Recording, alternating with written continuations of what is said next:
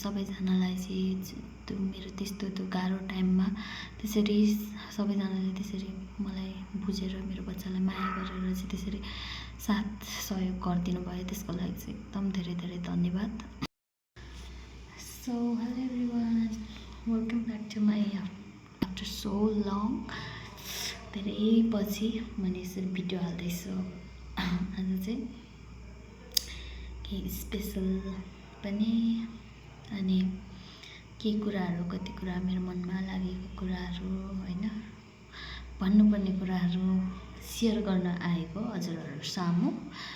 अनि I hope तपाईँहरू सबैजना सन्चै हुनुहुन्छ होला भन्दै आशाको साथमा म चाहिँ आज मेरो भिडियो स्टार्ट गर्छु है। के बोल्ने लाइक के बोल्ने केही सोचेको छैन कि दिमागमा नि, अब बोल्दै जान्छु, के बोल्छु होइन, के हुन्छ, केही गलत बोली या कसैलाई नराम्रो लाग्यो भने चाहिँ त्यसको लागि म सुरुमै सरी भन्न चाहन्छु। खास कुरा चाहिँ के हो भन्दाखेरि, के को बारेमा भन्दाखेरि चाहिँ मेरो बच्चा चाहिँ 1 वर्ष, चैत 14 गते चाहिँ 1 वर्ष पुग्छ, 1 वर्षको भयो। र आज चाहिँ विशेष खास उसकै बारेमा केही कुराहरू अनि भन्दैछु। मलाई चाहिँ अलिकति बोल्नु पनि आउँदैन।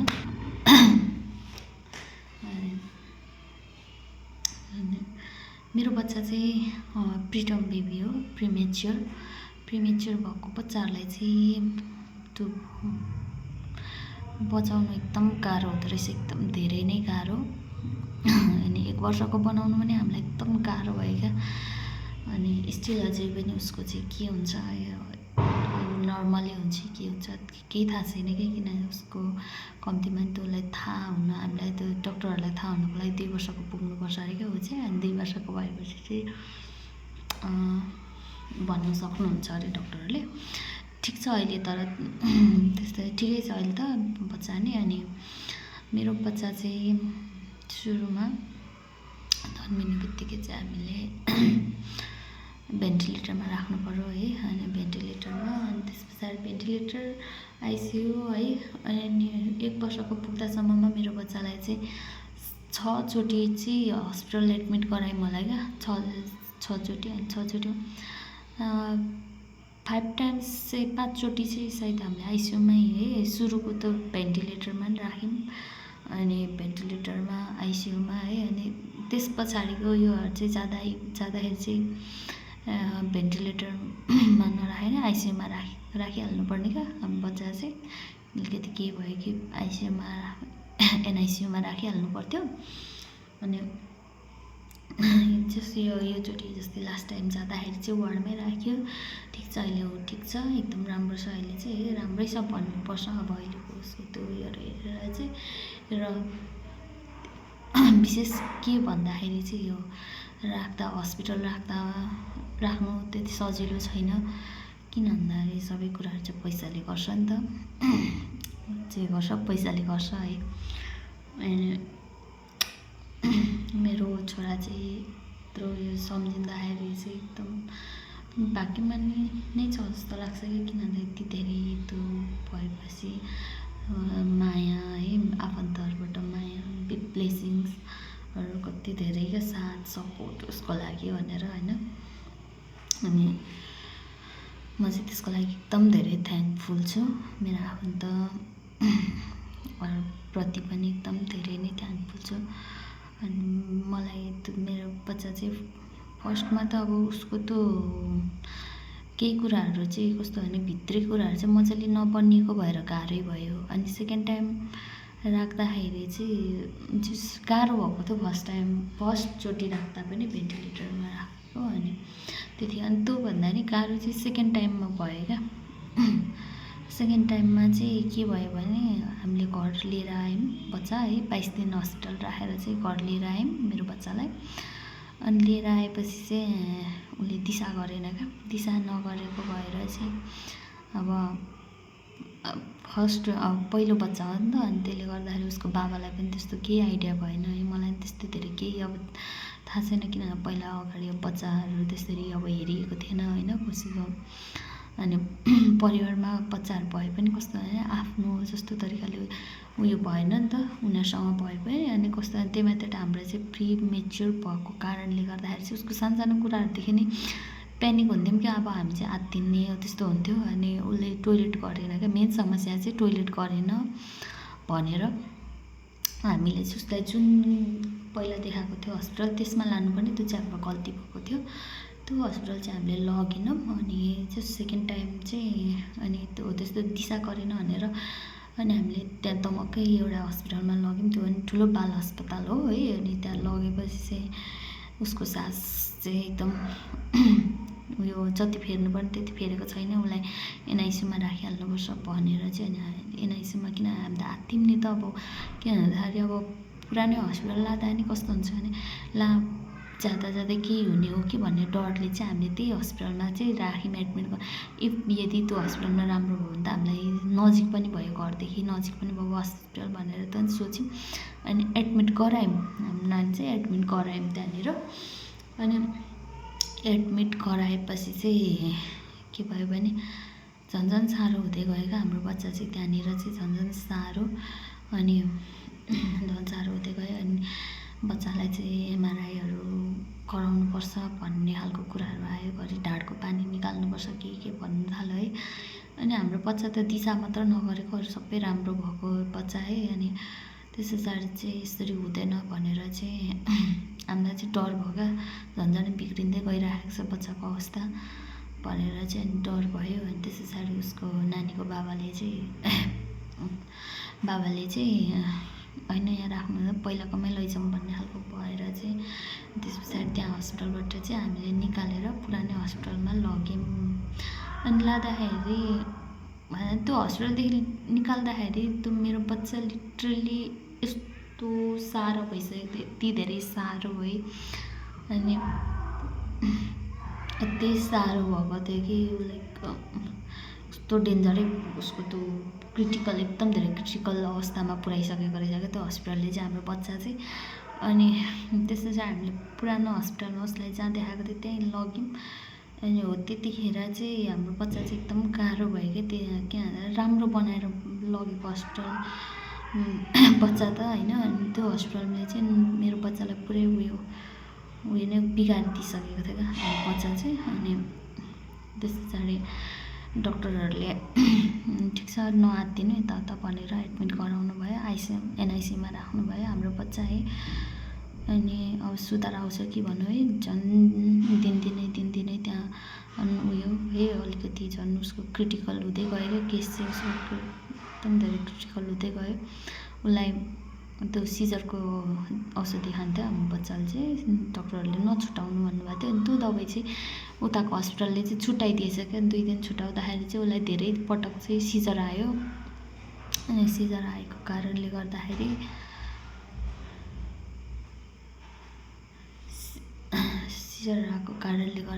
चाहिँ झन् नराम्रो।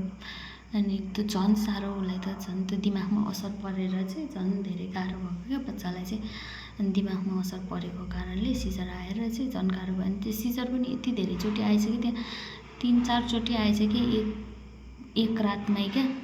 झन् साह्रो हुँदै गयो। त्यस पछाडि डक्टरले ठिक छ अब नआत्तिनु यता त भन्नुभयो रहेन अब है। बच्चा बल्ल आफ्नो काखमा आएको थियो, फेरि भित्रै जाँदाखेरि त आफूलाई नि कति नराम्रो लाग्छ नि त। अनि त्यस पछाडि त्यो टाइममा चाहिँ धन्न मेरो हस्बेन्ड चाहिँ मेरो बुढा चाहिँ मेरो साथमै हुनुहुन्थ्यो। अनि हामीले हस्पिटल राख्यौँ त्यतिखेर। अनि त्यो हस्पिटल राख्दाखेरि पनि त्यस पछाडि त्यहाँ राखेको एनआइसीमा राखेको 1 हप्तापछि झन् धेरै एकदम धेरै वर्स एकदम धेरै नै उसको हेल्थ चाहिँ एकदम धेरै नै बिग्रिसकेको रहेछ क्या। अनि डक्टर निस्किनु भयो, डक्टर राउन्डमा 2 चोटि आउनुहुन्थ्यो। अनि आउँदाखेरि चाहिँ डक्टरले भन्नुभयो कि 1% मात्र चान्स छ है भन्नुभयो क्या। अनि म त यस्तो नराम्रो लाग्यो होइन, आफ्नो छोरा आफ्नो बच्चा कस्तो मुस्किलले बचाएको है, कति उयो गरेर कस्तो तरिकाले बचाएको बच्चा। त्यसो भन्दाखेरि त कस्तो नराम्रो लागेर अनि त्यस पछाडि 1% मात्र छ बच्चाको नआत्तिनु यताउता के अरे भगवान्माथि भरोसा राख्न हामीले सक्ने गर्छौँ यताउता भनेर चाहिँ अनि 1 हप्ता 10 दिनसम्म बच्चाको केही उयो आएको थिएन है राम्रो त्यस्तो उयो भएको थिएन सुधार आइसकेको थिएन भनौँ न सुधार आइसकेको थिएन त्यस्तो गर्दा है कस्तो त्यो चाहिँ अब चाहिँ अलिक राम्रो भयो है भन्ने खालको भएको थियो क्या डक्टरले चाहिँ इफ उसलाई के अरे भेन्टिलेटरमा फेरि लानु पर्यो भने चाहिँ हामी तपाईँहरूलाई घर पठाइदिन्छौँ किनभने भेन्टिलेटरमा अब यस्तो राम्रो भइसकेको बच्चा फेरि भेन्टिलेटरमा पुग्नु भनेको एकदम नराम्रो भन्नुभएको थियो नि त त्यसैले हामी सक्दो ट्राई गर्छौँ भन्नुभएको थियो गर्नु पनि भयो अनि गर्नु पनि भयो बच्चा राम्रो पनि भयो है निस्कियो पनि त्यस पछाडि अनि डक्टर उता विराटनगरको आरके चिल्ड्रेन हस्पिटलको डक्टर सबै स्टाफ है नर्स सिस्टरहरू सबैजना एकदम धेरै राम्रो हुनुहुन्छ कि त्यहाँ चाहिँ एकदम हेल्पफुल एकदमै त्यो बच्चाको एकदम धेरै केयर गर्नुहुने डक्टरले पनि एकदम उयो गरिदिनु भएको त्यसको लागि चाहिँ डक्टरहरूलाई एकदम धेरै थ्याङ्क यू डक्टर नर्स सबै सिस्टरहरूलाई होइन अनि अर्को कुरा चाहिँ के भन्दाखेरि त हस्पिटल राखेर मात्र त भएन होइन राखेर मात्र त यतिकै त अब निक्लिएन पैसा चाहियो सबैभन्दा ठुलो कुरा पैसा अनि पैसाको कुरा आयो पैसा चाहिँ अनि त्यस पछाडि हामीसँग त्यो फर्स्टचोटि राख्दा हामीसँग भएको पैसा सकिसकेको थियो है फर्स्टचोटि राख्दा नि अझ ऋण सिन यताउता गरेर अनि सेकेन्ड टाइममा चाहिँ फुपूहरूले सबै त मेरो फुपूहरूले चाहिँ सबैजनाले सहयोग उठाइदिनु भएको थियो होइन अनि सहयोग उठाइदिनु भयो उठाइदिनु भएको थियो अनि त्यो पैसाहरूले नि एकदमै धेरै हेल्प भयो अनि मेरो फुपूहरूलाई चाहिँ अब कतिजनालाई चाहिँ लागेको थियो होला मैले उयो गरेँ थ्याङ्क यू भनिनँ यताउता भन्ने खालको भएको थियो होला अनि तर त्यस्तो होइन म त एकदम धेरै नै थ्याङ्कफुल छु क्या त्यो टाइममा मलाई मेरो त्यस्तो गाह्रो टाइममा मलाई हेल्प गरिदिनु हुने सबैजनालाई चाहिँ म एकदम भित्र मनदेखि चाहिँ एकदम धेरैभन्दा धेरै नै थ्याङ्कफुल छु होइन तर कस्तो हुन्छ भने राइट टाइम त्यो थ्याङ्क यू भन्ने नि कस्तो भने त्यो टाइममा मलाई ब्याक टु ब्याक मेरो बच्चाको उयोले गर्दाखेरि टेन्सन यताउता भएको थियो नि त त्यो मनमा त थियो मेरो होइन गर्नुभएको कुरा हो त्यो गुण त म कहिले बिर्सिनु हुँदैन नि त त्यो टाइममा मलाई चाहिँ 100 रुपियाँ दिने होस् 100 रुपियाँ दिने मान्छे नि मेरो लागि त्यति नै ठुलो हो मलाई 1000 सहयोग गर्ने मान्छे नि त्यति नै ठुलो हो मेरो लागि किन भन्दाखेरि उहाँहरू त चोखो मनले सहयोग गर्नुभएको नि त त्यही भएर मलाई पैसा नदिएर मलाई फोन गरेर होइन ल यस्तै भनेर सान्त्वना दिने हिम्मत दिने मेरो जतिजना नि आफन्तहरू हुन्छ उहाँहरू पनि सबसे ठुलो हो क्या मेरो लागि सबैजना पैसा दिने मात्र होइन सबै मेरो सान्त्वना किनभने त्यतिखेर आफूले पुरा हिम्मत हारेको बेला नि कसैलाई हौसला दिनु भनेको नि सब ठुलो कुरा हो नि त त्यही भएर कसैले पनि नसोचिदिनु होला यसले चाहिँ हामीले गरे बापत चाहिँ यसले केही भनेन यताउता भनेर चाहिँ नसोचिदिनु होला किन भन्दा मेरो नि आफ्नै समस्या थियो आफ्नै उयसमा थियो जति नै तपाईँहरूले त्यो टिकटकमा देखेर के अरे एकछिन हाँसेको भिडियो देखेर जज नगरिदिनु होला र त्यस पछाडि पनि अनि मेरो छोरा एकदम धेरै बिरामी हुने यताउता अलिकति उसलाई त धुवाहरू हुनै नहुने बिरामी भइरहेको थियो है अनि अहिले अझै पनि कति गाह्रो छ क्या मेरो छोरालाई म भन्नु पनि सक्दिनँ क्या उसलाई त हामीले म र मेरो बुढाले चाहिँ कसरी उयो गरेको छौँ भन्ने कुरा त किनभने म यहाँ हेर्ने र मेरो बुढाको त दुःख गरेर कमाएको पैसाहरू सबै नानीमा खर्च त्यो नानीमा खर्च भयो त्यो टेन्सन होइन क्या ठुलो कुरा बच्चा राम्रो छ अहिले हेल्दी अब होइन अहिले राम्रै छ अहिलेसम्म हाँस्ने खेल्ने भइसकेको छ त्यही ठुलो कुरा हो पैसा भन्दा नि तर पनि हामी जस्तो साधारण मान्छेहरूको लागि चाहिँ एकदम गाह्रो हुँदो रहेछ क्या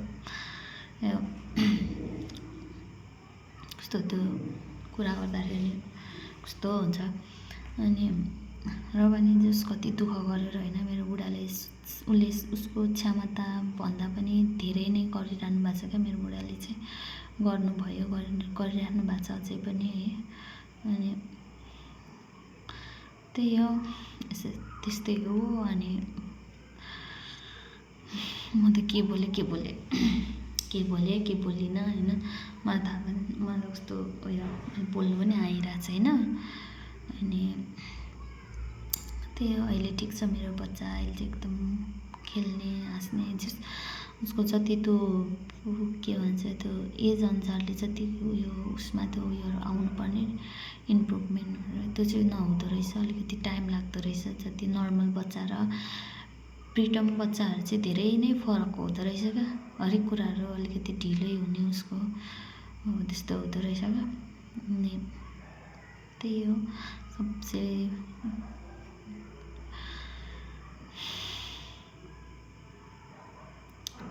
दुःख लाग्छ सम्झिँदाखेरि। किन हामीमै मात्रै किन यस्तो भएको होला जस्तो लाग्छ क्या कहिलेकाहीँ।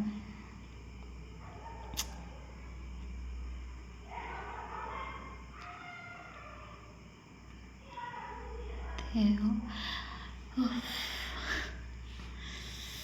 अनि मेरो प्यारो छोरालाई चाहिँ, हाम्रो प्यारो छोरालाई चाहिँ यो जन्मदिन उसको पहिलो 1 वर्षी पुगेको उसमा चाहिँ एकदम धेरै धेरै शुभकामना मेरो छोरालाई, हाम्रो छोरालाई चाहिँ एकदम धेरै शुभकामना जन्मदिनको।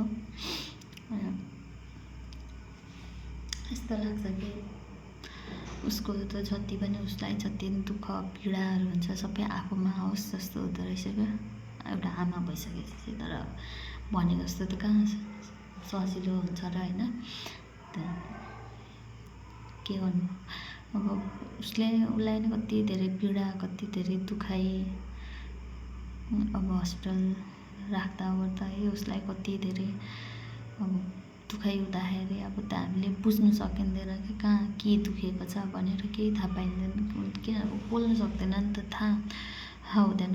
त्यसको रुवाई हस्पिटल हुँदाखेरिको त्यसको रुवाईहरू यताउता कस्तो हुन्छ त्यो कुराहरू सम्झिँदाखेरि पनि कति मुटु नै कस्तो भएर आउँछ। अनि त्यही हो, अझै पनि अब गाह्रै छ, कति धेरै गाह्रो हुन्छ। फाइनेन्सियली नि गाह्रो हुन्छ। अब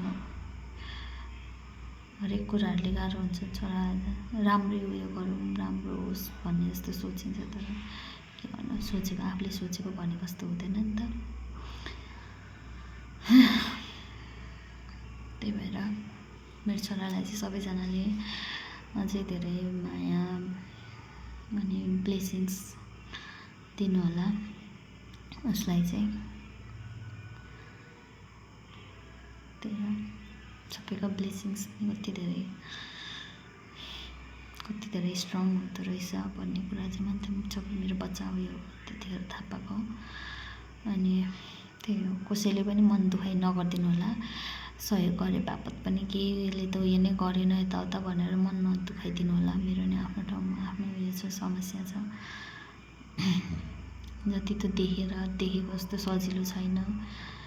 देखेको जस्तो आफूले कहाँ सोचेको जस्तो उयो जति त्यो भिडियोमा एकछिन हाँसेको र आफूले भोग्नु पर्दा धेरै फरक हुन्छ। यस्तो लाग्छ कि यो जुन अहिले हामीले उयो गरिरहेछौँ त्यो त कसैमा नपरोस् यस्तो खालको त जस्तो हुन्छ नि, कसैलाई नपरोस् यस्तो खालको चाहिँ। यस्तो खालको यो बच्चा बिरामी घरमा होइन कति गाह्रो हुन्छ। बच्चा बिरामी हुनु जतिको गाह्रो त के होइन जस्तो लाग्छ नि। के गर्नु, आफ्नो भाग्यमा जति लेखिएर आएको हुन्छ त्यति नै हुन्छ अरे। हो, भोलिको दिनमा हाम्रो पनि राम्रो हुन्छ भन्ने आशा छ। त्यो हाम्रो छोरा चाहिँ राम्रो भइदियोस्, केही नहोस् र आफ्नो आयु पनि हाम्रो छोरामा जाओस्, मेरो छोरामा जाओस्, मेरो आयु पनि जस्तो हुन्छ नि। कति ठाउँ कति कुराहरू कतिपय कुराहरूमा कस्तो हुन्छ भने पैसा हुँदैन हस्पिटल राखिसकेपछि होइन। महिना 2 महिनामा हस्पिटल राख्नुपर्ने, पैसा नहुने। अब माग्ने नि कहाँ माग्ने ठाउँहरू पनि सबै सकिसकेको हुन्छ। अनि अब मागेर नि त सधैँ हुँदैन। अनि कति गाह्रो हुने क्या। अब मेरो किडनी यो मुटु कलेजो सबै बिक्ने भए पनि बेचेर नि उपचार गर्नु जस्तो हुन्थ्यो है। आई होप अबदेखि चाहिँ बिरामी साह्रो गाह्रो केही नहोस्। उसको त आफूलाई त पैसा खोज्नुको गाह्रो भन्दा पनि उसको दुखाइहरू उसको पीडाहरू आफूले आँखा अगाडि देख्दाखेरि चाहिँ कति नराम्रो लाग्ने क्या, कति नराम्रो लाग्ने।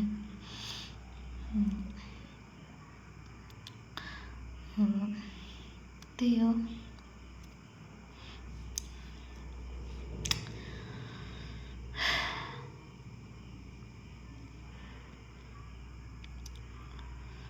अरू त त्यस्तै हो, त्यस्तै ठिकै छ।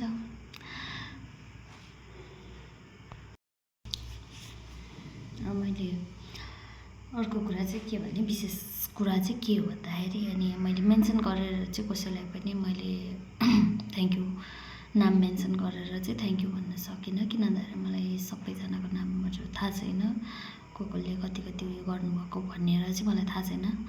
अनि त्यही भएर एकमुष्ट म चाहिँ सबैजनालाई चाहिँ त्यो मेरो त्यस्तो त्यो गाह्रो टाइममा त्यसरी सबैजनाले त्यसरी मलाई बुझेर मेरो बच्चालाई माया गरेर चाहिँ त्यसरी साथ सहयोग गरिदिनु भयो, त्यसको लागि चाहिँ एकदम धेरै धेरै धन्यवाद सबैजना। मेरो फुपूहरूलाई पनि, फुपू मेरो सबैजना जतिजना नै हुनुहुन्छ मलाई बुझ्नेहरूले मलाई बुझ्नुहुन्छ, मलाई चिन्नुहुने, मलाई भित्रदेखि चिन्नुहुने, मलाई बुझ्नुहुनेहरूले चाहिँ उहाँहरूलाई त थाहा छ म कस्तो कस्तो उयो भएर यसरी उयो अहिले यो अवस्थामा अहिलेको यो अवस्थासम्म चाहिँ मेरो बच्चालाई कसरी उयो मैले यहाँसम्म पुर्याउनु कति गाह्रो भएको थियो भनेर उहाँहरूले जसले चाहिँ मलाई भित्रदेखि साँच्चै आफ्नो उयो सोच्नुहुन्छ उहाँहरूलाई त थाहा छ।